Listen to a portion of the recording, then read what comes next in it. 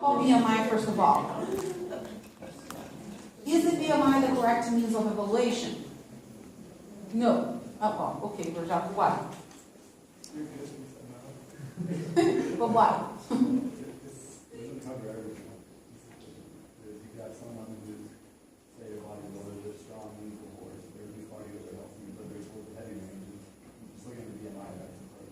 And he might be considered in that range, might be considered obese, but he's not obese at all because maybe he has 3% fat, right? So the BMI is not a good idea to measure how the health of someone. But you can also find something to criticize every evaluation. That's a good thing. Yeah, we always complain. So we need like a baseline. So I think BMI is an okay. Maybe we should multiply by other factors, maybe, right? We multiply BMI by maybe percentage fat, right? And then we make maybe an equation. How about the levels of stress? Because maybe someone is overweight or obese, but is in extreme health. There is good artery compliance, right? Blood vessel compliance, good cardiac output, blood pressure is great, the stress level is good, so we should not worry about anything. Right? In terms of health, that's what matters. And maybe those kind of things that should be input in the equation. All right. How about, is the fat storage location, does that matter? Yes. Yes. Do you know why? Where the fat is a problem? Stomach. Fatty liver, fatty heart. That's kind of obvious what's the problem, right? How about among the deposition and general locations of the body? Where is if you have to carry some fat, where's the best place to carry the fat? Your thighs. On the hips. Why is that? If you don't know, it's okay because we're going to see on a couple slides down the road. Say again? The hips is the best location. Yeah, it might impair you to walk, but you know, it doesn't impair you to walk. No, there is another reason why. More biochemical reason why. All right. So leptin and tryptogenes.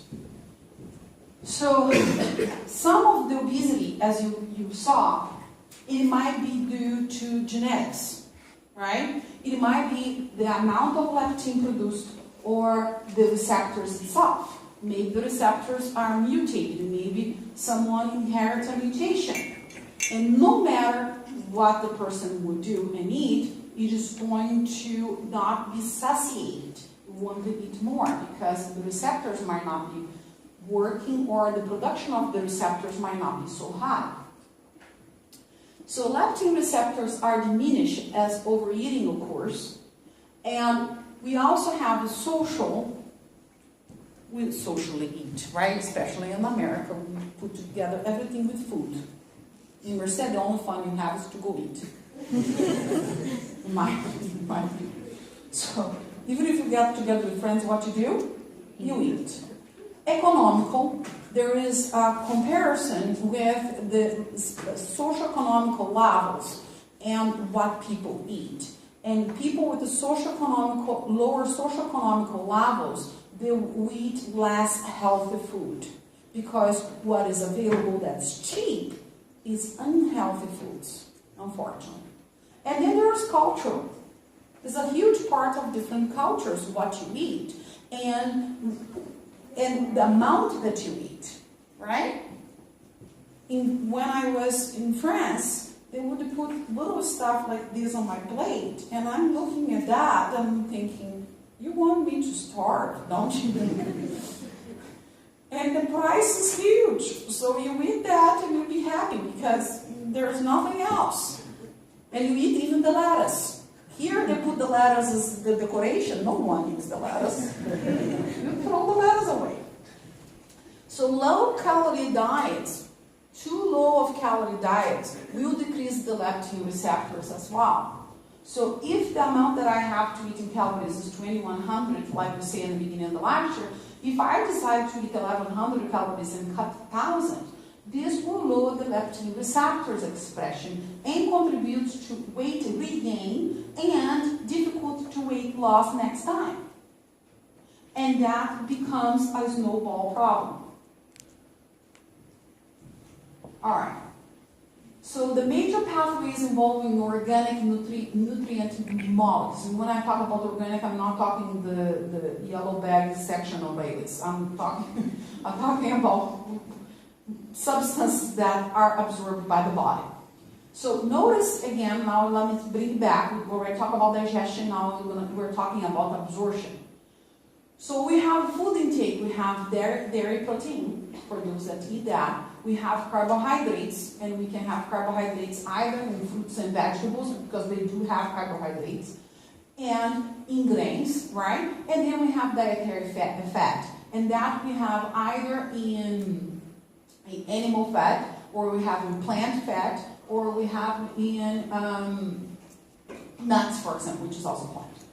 So the dairy, the dietary protein that you eat in dairy or meat, it will turn into amino acids through the digestion process.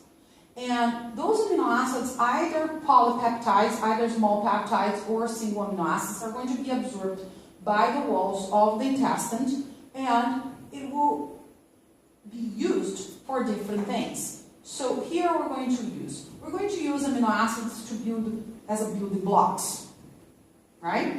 We also can use amino acids as a source of energy, because we can take the NH2 out of it, can deaminate, right? That NH2 will transform into NH3 and eventually urea.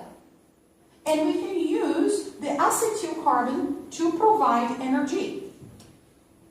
The glucose, what can we do with the glucose? Well, we can put in form of glycogen, and we can store in the liver, in the muscles, or we can burn this glucose in the mat. Then what can we do with the dietary fat? Well, we can use the fatty acids as building blocks for myelin sheets. We can use cholesterol for hormone production, for vitamin D, right? Or we can also use the fatty acids for storage. Now, surprise, surprise, amino acids and glucose can also be transformed into fat. And everything can be stored in format of fat. So yes, we can use fatty acids for energy. Yes, we can, with better oxidation, right? We can use amino acids for building blocks and as a source of energy. Yes, we can. But everything in excess will be stored in form of fat. Why is that?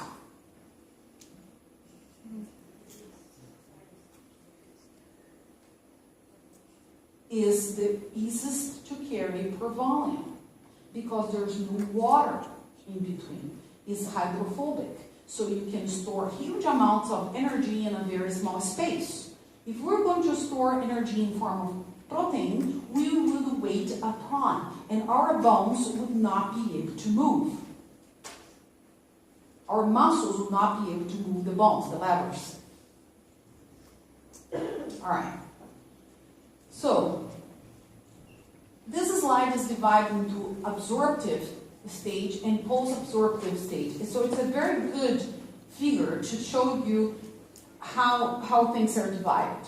So notice that the absorptive stage, right, we have amino acids that are going to be absorbed into proteins for building blocks. We have alpha-glycerol phosphate, which you're going to see in a little bit, that's coming from glucose, right? Can pair with fatty acids and form triglycerides, which can be stored then on adipose tissue. Then we have glucose that can be stored in glycogen. So the body is sucking in all the nutrients and putting someplace. Then we also have the option of expenditure, right? To form heat, for warming up the body. Remember the internal heat production, right? Or we have the option to perform work with that energy. In either way, we can feed glucose into glycolysis and citric acid cycle and oxidative phosphorylation, and then produce out of that, remember, 6 CO2, 6 waters, and ATP, which is energy, and we can perform work with that. We can also use to heat up the body if it's cold. And then, finally, we can use this glucose and we can store in glycogen format. But if the liver got enough glycogen, if the muscles got enough, the skeletal muscles got enough glycogen, then we also have the option of transform this into alpha-glycerol and store in form of fat on adipose tissue. So, more of the story, those diets that cuts one of the things and tells you to eat tons of the other thing, the tons of the other things excess, you end up gaining fat anyway. Now, post-absorptive state. The post-absorptive state is when you're done eating, there's been 4 hours that you have not food. If it's me, I'm angry. And then you're going to use some of the nutrients that you stored before as a source of energy for the time that you didn't get your hands into the sandwich yet. So proteins are going to form amino acids. Triglycerides are going to separate, do the opposite mechanism here, into glycerol and fatty acids, and glycogen into glucose. All of those, again, can be used in the form of energy. Now, which part of the body is going to use this energy? It will depend on the source. We know that the brain will not use fatty acids as a form of energy. The brain likes what? Glucose. And then the fatty acids are going to separate into fatty acids and ketone bodies. Our friend ketone bodies that we just saw in the kidneys, right? And in this process of producing ketones, it will also produce what? Protons. And that will do what to the pH of the body? It goes down and produces acidosis. And that's a bit of a problem.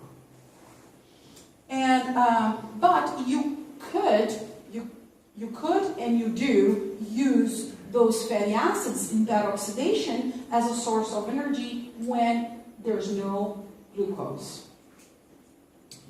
Then finally, you have the option of using pyruvate, which came from glycolysis, right? From glucose. We also produce lactate or lactic acid. When do we produce that? Fermentation. This byproduct of fermentation. And why do we do fermentation? And where? Anaerobic, for lacking oxygen, right? If I decide to run a mile right now, I guarantee you I'm going to have lots of lactic acid accumulation everywhere. Lack of oxygen, because my muscles are not used to that, of course not. And the lactic acid will be exported to the plasma, right? All right. So this slide is in red because you need to know. All right. So here's the beginning, and this is absorptive state slide. We're going to see a following slide next that's for the post-absorptive state. And this has everything. So very informative slide. All right. From the beginning, we have amino acids, and those amino acids, look at here. They can be deaminated, right? NH2 is going to become NH3 with the protons in solution, and then eventually will be urea. Urea is going to be excreted by the kidney. Do you remember how much? Good job. 50%, and then we have some amino acids that are going to be transformed to alpha-keto acids, right? That eventually enters the Krebs cycle in a format of alpha-ketoglutarate and produce CO2, water, and energy. All right. We also have the option of use this alpha-keto acids into fatty acid formation. And these fatty acids eventually, together with the alpha-glycerol, can form triglycerides that can be stored on the adipose tissue. Sorry about that. Too excited. Then we have also the option of picking up triglycerides from the diet, right, that we brought in. And those triglycerides can be processed in the liver and then eventually in the adipose tissue, or go directly to the adipose tissue and be absorbed into triglycerides together with alpha-glycerol. We also have the option of producing monoglycerides as well. Finally, we can use amino acids to construct proteins, right? And the glucose, let's follow the glucose pathway. We can feed glucose to form triglycerides to store in adipose tissue, or we can burn this glucose, or we can store in form of glycogen. 3 options. 1, 2, 3. Fatty acids. How many options? 1, 2, 3, 4. Yes? Then, glucose. How many options? 1, 2, 3.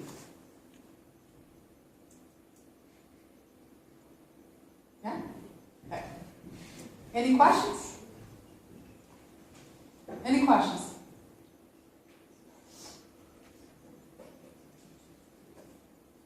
I learned the other day with Dr. Mendelai that when you ask a question to the class, you're supposed to wait quiet for 30 seconds. That kills me. All right. You read as well. So you need to know too. Post-absorptive state. We start from the beginning. So now, we ate a long ago, we're hungry. What should we do? So we need to extract energy from someplace else. Where?